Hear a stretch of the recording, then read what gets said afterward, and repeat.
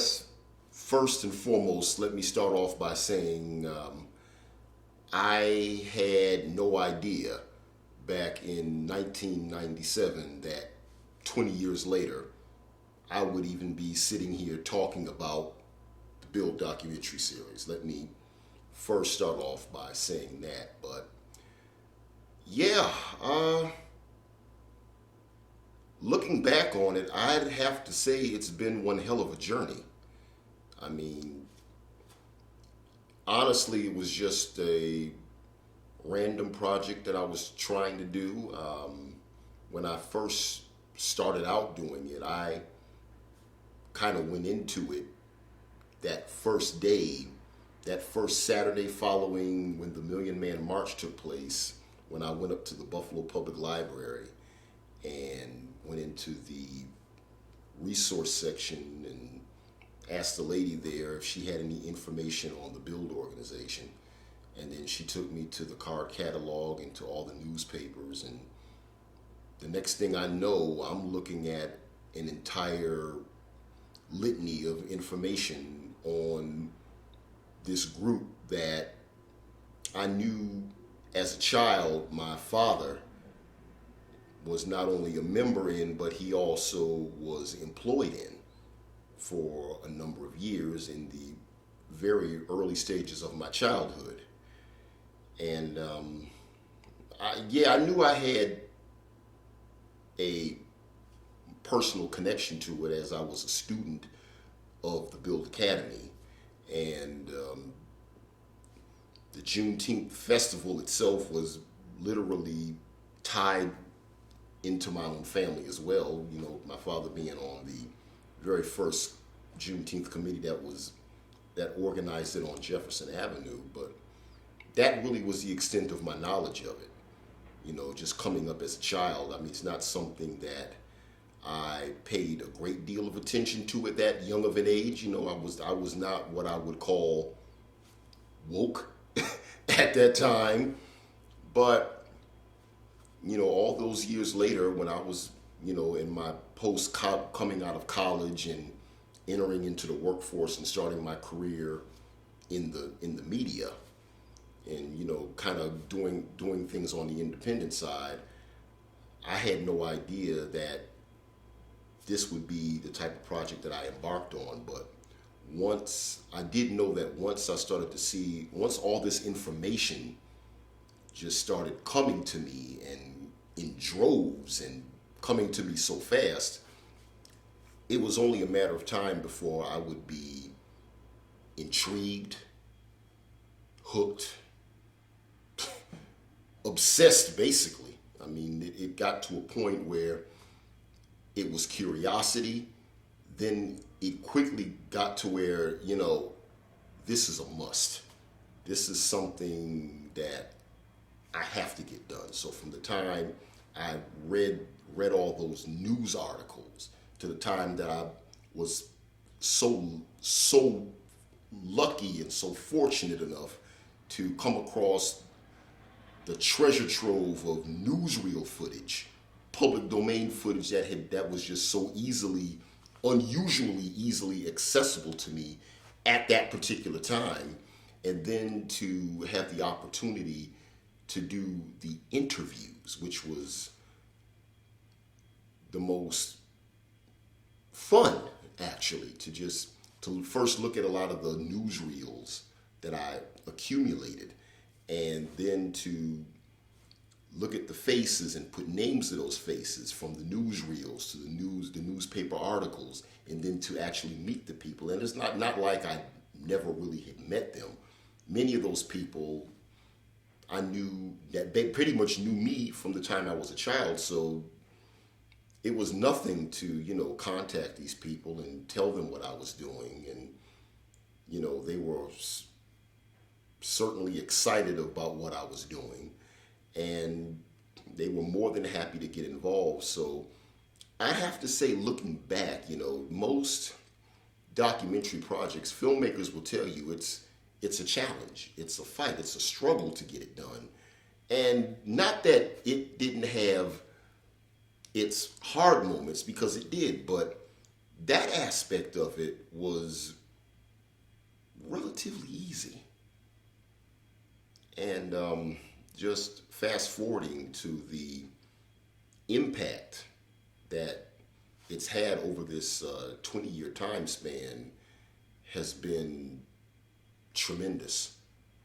I mean, I've had people come to me over the years, from college students, not just black students, you would think, but also white students that are working on theses and dissertations on community organizing and community empowerment, and then to have young or community activists and organizers from many different, not just from the black community, not just from the black community itself, but and not just from the black community here in Buffalo, but communities across the country over the years that have used my documentary series on B.U.I.L.D as a resource and as a teaching tool to start their own organizations, community activist organizations, and they talk to me to this day, saying that what they've learned from it, and they look at the impact that B.U.I.L.D made on the community, and they look at some of the mistakes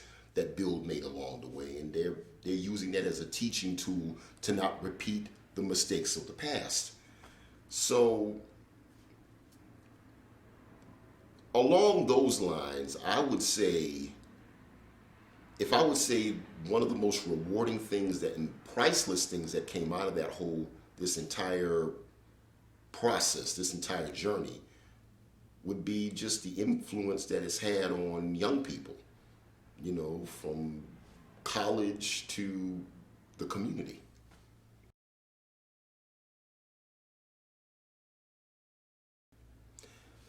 I was doing some contractual work for the local AmeriCorps program here in the Buffalo area, Western New York area. And around the time that my term had ended, and I do believe I had just started working at radio station WUFO at the time, they have a activity that they do for every year, every January, for Martin Luther King's birthday, Martin Luther King Day. And one of the activity that they had this year, this was in 2007, which would have been the 10th anniversary of the B.U.I.L.D documentary, where they took a bunch of bus seats, from the old yellow school buses, what we all call them the cheese buses, but they had these old green leather bus seats. You know what I'm talking about. And I don't know where they got them from, some old buses or whatever. And they had this idea that they would have a bunch of local artists from the community, and even non-artists, community people, just regular community people, come together and transform these particular bus seats into works of art. And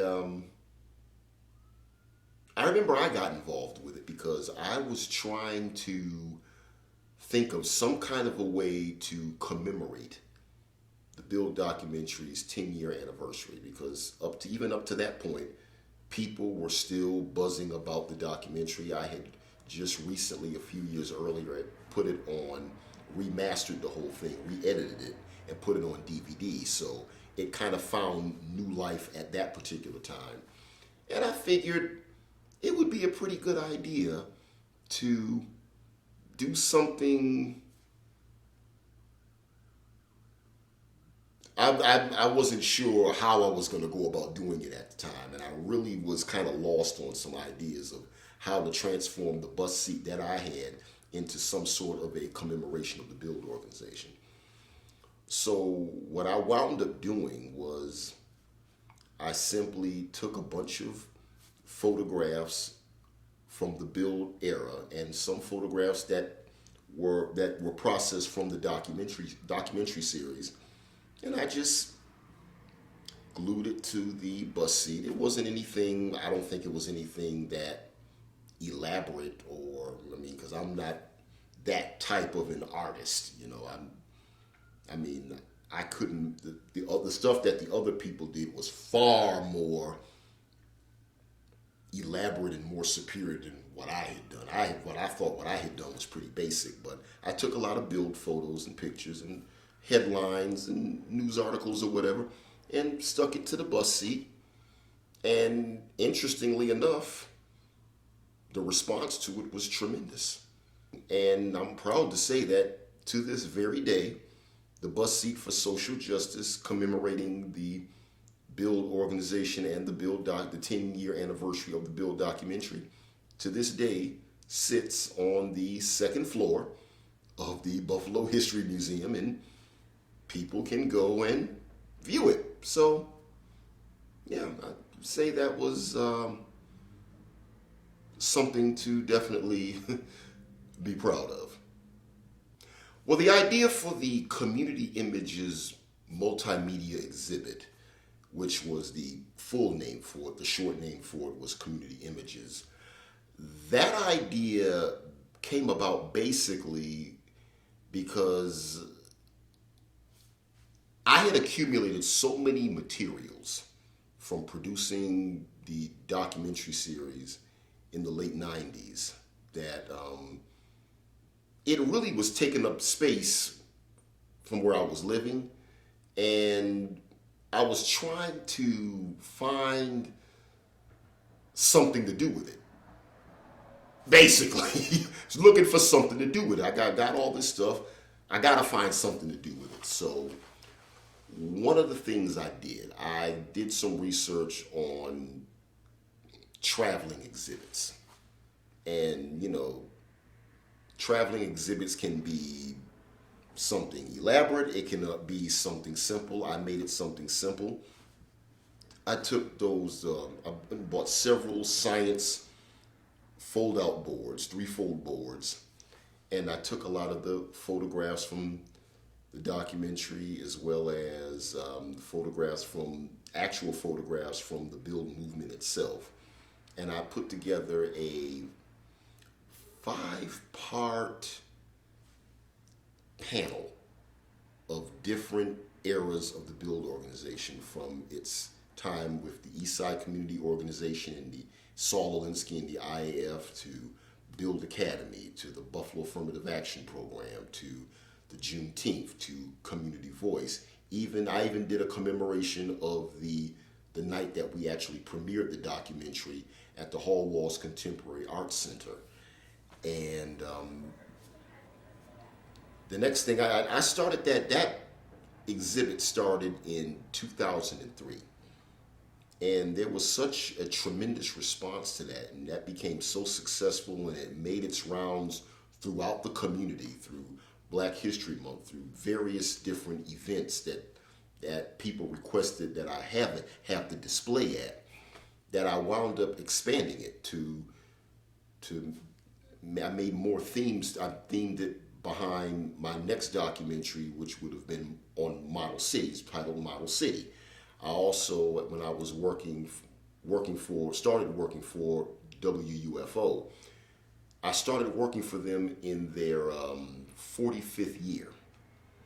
And they were doing a commemoration of their 45th anniversary, and I did an additional community images display which highlighted their early years and some of the earliest radio personalities, from Frankie Crocker to Jerry Bledsoe to Mark Van Superman and Eddie O.J. and many others, and Don Mullins, and highlighted many of those early legends that came through the doors at WUFO for their 45th anniversary, because that was also the year they started their Hall of Fame.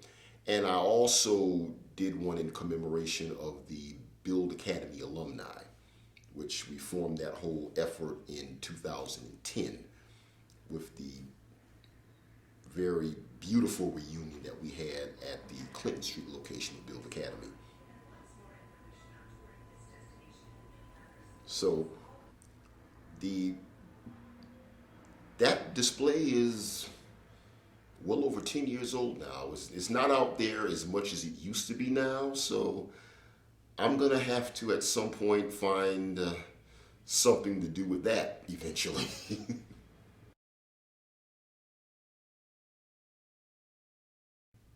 Well, the B.U.I.L.D documentary opened up a lot of doors for me, as a matter of fact.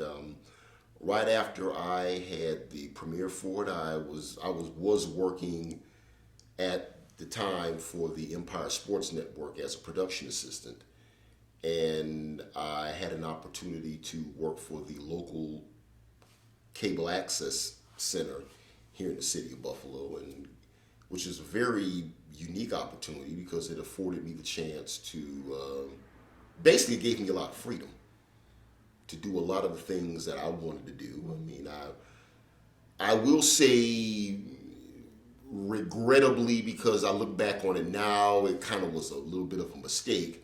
But when I got into public access, I kind of got myself away from the whole documentary thing and documenting the history of Buffalo, which I personally feel I should have stuck with that. I mean, that's kind of become a huge thing today.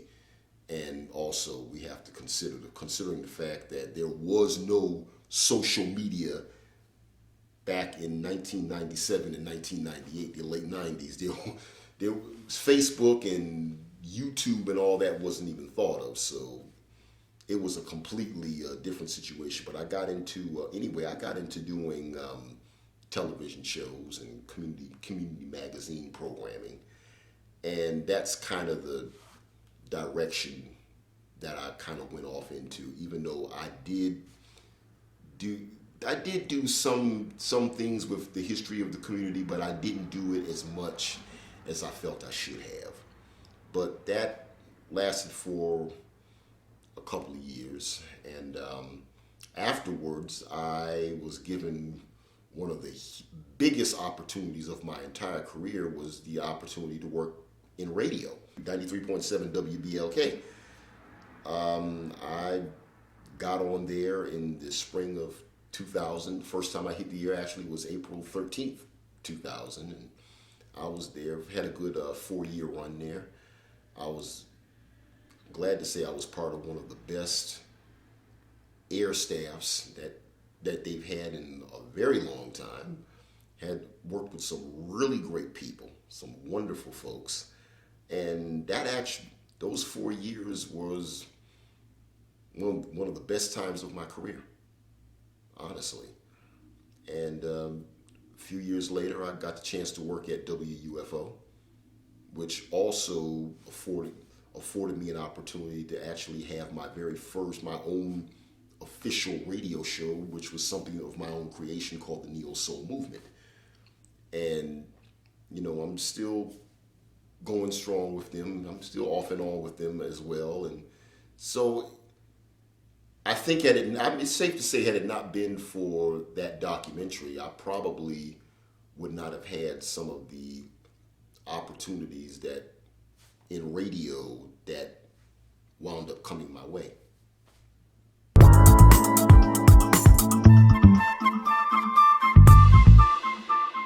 This is actually the first time that I've ever talked about this. The film on the Buffalo Street Gangs and the New Visions Unlimited. That actually went on to be one of my most watched videos on my social media.